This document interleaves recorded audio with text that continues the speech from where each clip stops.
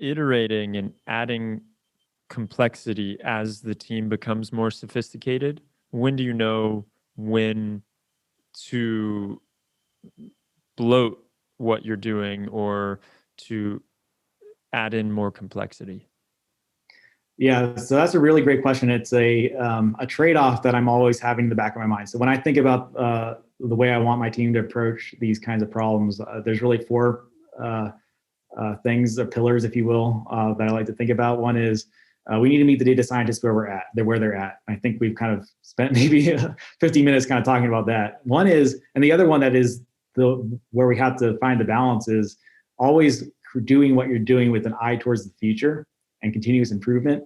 And it's a little bit of a chicken and egg problem. You want to make sure that you're going to the next step and advancing things, but you also want to make sure that you're bringing the data scientists along with you.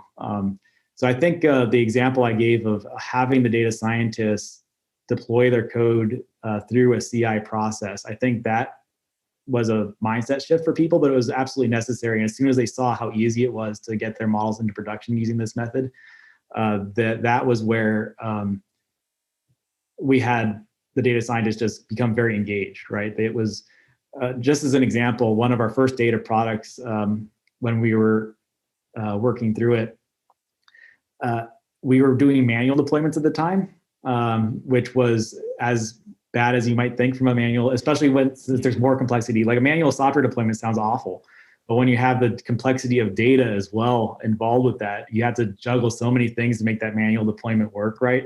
And it almost never worked just right. And it was an all hands on deck thing. Every 2 weeks we had to deploy, and it was like 5 hours where everybody would have to get in and just, make that thing work. And so